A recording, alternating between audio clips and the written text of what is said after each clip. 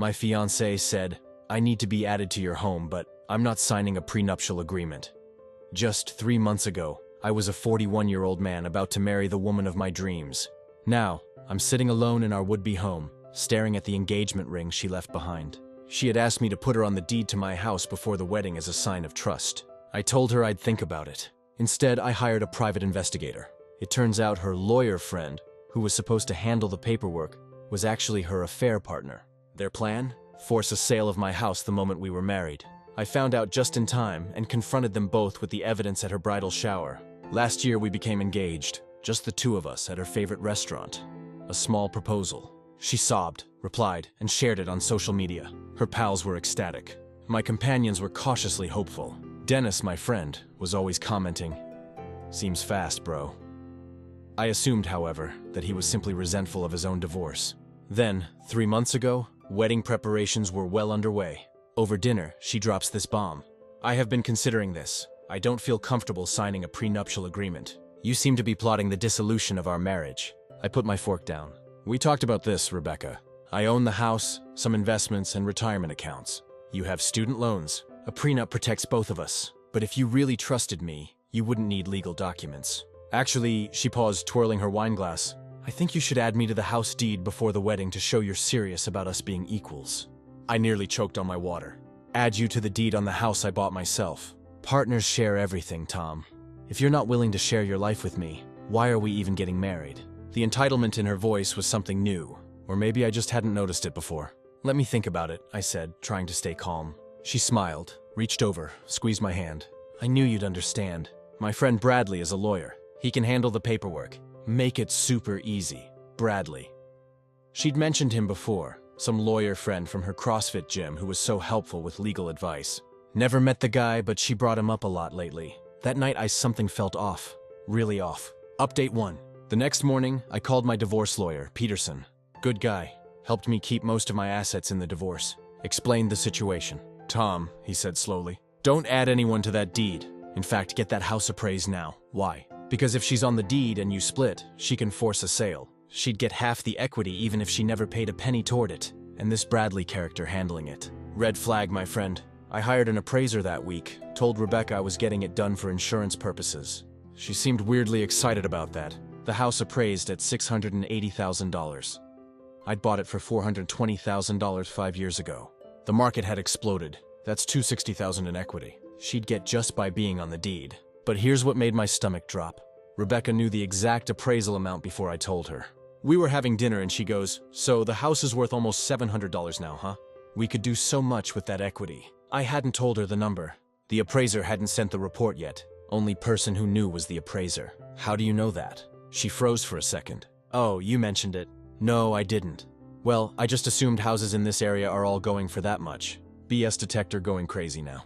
I hired a PI the next day. Felt scummy doing it, but that feeling in my gut was screaming. Gave him Rebecca's info. Bradley, the lawyer's name. Told him to see what he could find.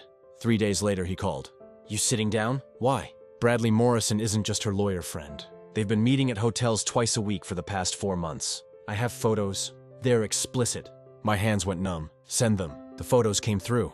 Rebecca and Bradley at the Marriott, at his apartment, in his car. The timestamps went back to before she started pushing about the prenup. But the PI wasn't done. There's more. I did some digging on Bradley. He's not exactly thriving. Drowning in debt. Actually had 2 failed real estate ventures. And get this, he specializes in property law, specifically partition sales. What's that? When co-owners force the sale of a property to get their share, it's his specialty. The pieces clicked. She gets on the deed. Married or not, she can force me to sell. She gets $340K, splits it with Bradley. They'd been planning this for months. I sat there staring at the photos. My fiancée, the woman I was going to marry in 6 weeks, in bed with another man, a man she was conspiring with to steal my house. The rage was indescribable. But then clarity, cold, perfect clarity. Her bridal shower was in 2 weeks. 40 guests, her mom, sisters, friends, everyone. I smiled for the first time in days. Update 2. The next 2 weeks were Oscar-worthy on my part. I played the perfect fiancé. Talked about our future, helped with wedding planning, even met with Bradley about the deed transfer. Bradley was exactly what I expected. Spray-tanned, too much cologne. Kept calling me buddy and talking about how lucky I was to have Rebecca. The smirk on his face when discussing the deed made me want to punch him. Instead, I smiled and said I needed a few more days to review everything. "No rush, buddy," he said, shooting Rebecca a look. "But sooner is better, you know, for tax purposes." Rebecca squeezed my arm.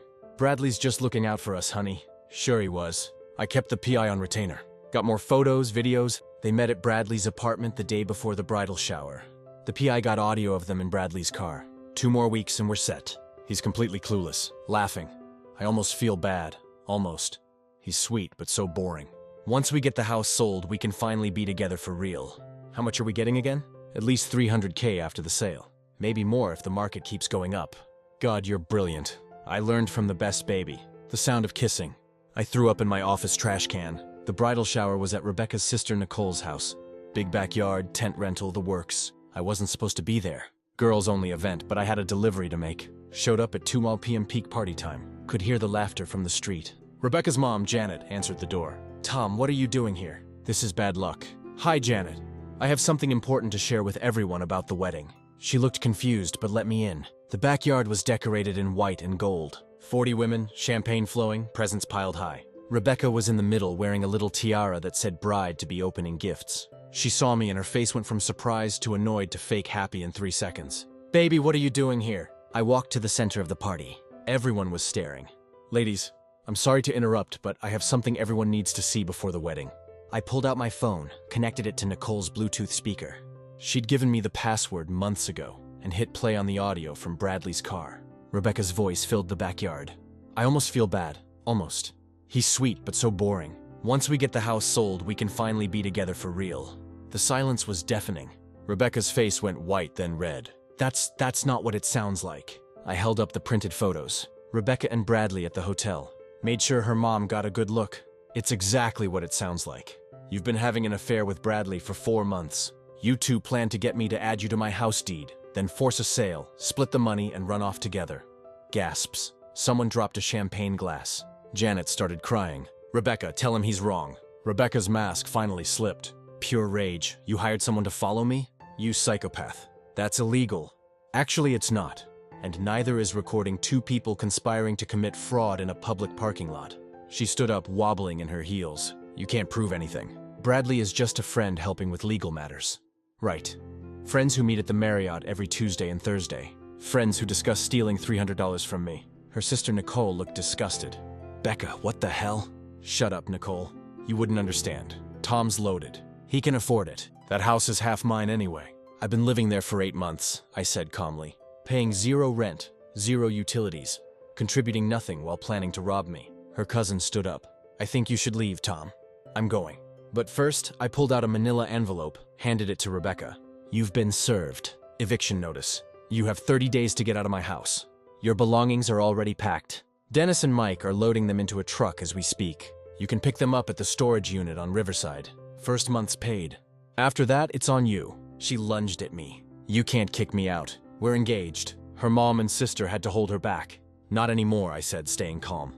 "The engagement's off, obviously. The wedding venue, vendors, everything's been canceled." I sent emails an hour ago. Oh, and Bradley's wife got copies of everything too. Figured she should know what her husband's been up to. That stopped Rebecca cold. Bradley's wife, Melissa, lovely woman, pregnant with their 2nd kid. She's filing for divorce Monday, probably taking him for everything he's worth, which isn't much according to my lawyer. Rebecca collapsed into a chair. The rage was gone. Just shock now. Update 3. Left the bridal shower to the sound of chaos. Rebecca screaming, her mom trying to calm her down. Guests fleeing like the place was on fire. Nicole texted me later that night. "Holy hell, Tom, I'm so sorry. I had no idea. Not your fault." She's losing it. Broke a bunch of dishes. Blamed everyone but herself. Mom's devastated. "Sorry this ruined your party." Are you kidding? This was the most excitement we've had in years. Also, you're a legend. Got home to find Rebecca had tried to break in. Scratches all around the lock. Doorbell camera caught her kicking the door and screaming. Sent that footage to my lawyer too. Bradley started blowing up my phone. Threats about lawsuits, defamation, harassment. My lawyer shut that down quick with a cease and desist letter. Then Bradley's wife, Melissa, called me. "Tom, I wanted to thank you for ruining your marriage." She laughed bitterly. "For saving me years of my life. I suspected something but could never prove it. He's been moving money around, hiding assets. Now I know why. I'm sorry you're going through this. Don't be. I'm taking the house, the car, and full custody. My lawyer says with the evidence you provided, Bradley's screwed. Small comfort, I guess. Rebecca tried everything over the next week. Showed up at my work crying. Security removed her. Had her mom call begging me to reconsider. Janet was nice, but I held firm. Sent a fake suicide threat text. I called 911 for a wellness check. She was fine, just pissed. Posted on social media about her abusive ex. I posted the hotel photos in response. She deleted everything. Threatened to claim I assaulted her. My lawyer reminded her about the consequences of false police reports. Then came the extinction burst. Sorry, I know that term is overused, but that's exactly what this was. Update 4. 2 weeks after the shower, I'm at work when building security calls. Mr. Thompson, there's a situation in the parking garage. I knew before I even got down there. My truck was destroyed. Windows smashed, tires slashed, teed into every panel. Rebecca standing there with a baseball bat, crying and screaming. You ruined my life. Bradley won't even talk to me. His wife is divorcing him. My family thinks I'm trash. This is your fault. Security already had the cops on the way. I just stood there recording on my phone. Rebecca, you're on camera destroying my property. I don't care. You destroyed my life. You destroyed your own life. You chose to cheat. You chose to try to steal from me. These are consequences. She swung the bat at me. I stepped back. She missed. Fell on her face. Cops showed up right then. Beautiful timing. They arrested her on the spot. Vandalism. Attempted assault with a deadly weapon. The damage to my truck was over $12,000. Felony territory. Her mom bailed her out the next day, but the damage was done. Photos of her in cuffs went viral in our social circle. Bradley had already thrown her under the bus, telling everyone she seduced him, and it was all her idea. Real class act, that guy. The best part, my insurance covered the truck damage, and they're going after Rebecca for the full amount plus legal fees. But wait, there's more. Last week, Rebecca's former employer reached out. Turns out she'd been using her company credit card for her hotel meets with Bradley, thousands in personal charges. They're pressing charges for embezzlement. Her lawyer, not Bradley, he's too busy with his own divorce, reached out about a plea deal. She'll plead guilty to the vandalism, pay restitution, do community service if I don't pursue additional civil charges. I agreed, but with conditions, full restraining order, permanent. She admits in writing to the affair and the attempted fraud. She pays for my truck damage in full. She never contacts me or comes within 500 FT of my property. Her lawyer said she had no choice but to accept. Final update. It's been 3 months since the bridal shower bomb drop. Time for the final update on this disaster? Rebecca took the plea deal. 6 months probation, 200 hours of community service, full restitution for my truck. The restraining order is permanent. She had to write a letter admitting to everything. The affair, the fraud attempt, all of it. My lawyer has it in case she ever tries anything again. Bradley's life imploded. His wife, Melissa, took him to the cleaners. She got the house, both cars, full custody of the kids, and alimony. His law practice tanked when word got out about the fraud attempt. Last I heard, he was living in a studio apartment and working document review for 25 hours. Karma's a beautiful thing. Rebecca's working at a call center now. Her marketing career is toast. Turns out embezzling from your employer makes you unhireable in that field. She's living with her parents. Janet calls occasionally to apologize. I tell her it's not her fault, but I can hear the disappointment in her voice when she talks about Rebecca.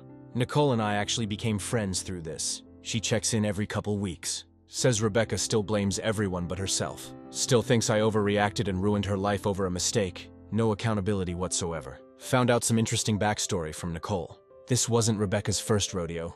She'd done something similar with an ex 5 years ago. Moved in with him, tried to get him to co-sign on a condo. Dumped him when he refused. He dodged a bullet. Wish he'd warned me. The wedding vendors were cool about the cancellations. Most gave partial refunds. Lost about $8K total on deposits, but considering what could have happened, I'll take that loss. As for me, I'm good. Better than good, actually. Got a promotion at work. Turns out avoiding a catastrophic marriage is great for productivity. Started seeing someone new. Amy, a fellow engineer who owns her own house, and actually insisted on a prenup when I jokingly brought it up on our 3rd date. We're taking it slow, but it's nice being with someone who has their own life together. The house is all mine. No complications. Actually refinanced last month at a better rate. That equity Rebecca wanted so badly. Using it to renovate the kitchen, granite countertops, new appliances, the works. My buddy Dennis, he framed the eviction notice I served Rebecca. It's hanging in his garage with a plaque that says, "Trust your gut, 2024. He brings every new girlfriend by to see it and tell the story. I've become a cautionary tale and a legend simultaneously. Rebecca tried reaching out once through a mutual friend last month. Wanted to apologize and get closure. I declined. She made her choices. I made mine. Some bridges aren't meant to be rebuilt. They're meant to stay burned as reminders. Looking back, the red flags were there. How quickly she pushed to move in. How she never wanted to discuss finances but wanted access to mine. How she always had expensive taste but never wanted to contribute.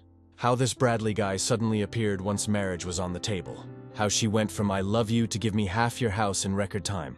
Lessons learned. 1. Trust your gut. It's usually right. 2. If someone refuses a prenup, run. 3. If they want to be added to assets they didn't help acquire, run faster. 4. When someone shows you who they are, believe them. 5. PIs are worth every penny. 6. Always have security cameras. 7. Document everything. To anyone reading this going through something similar, you're not crazy. Your concerns are valid. Don't let anyone gaslight you into ignoring red flags. And when someone tries to steal from you while sleeping with someone else, let them face every consequence coming their way. No regrets, no looking back, just forward. Thanks for following this insane journey, Reddit. May your partners be faithful and your assets stay protected. Tom out.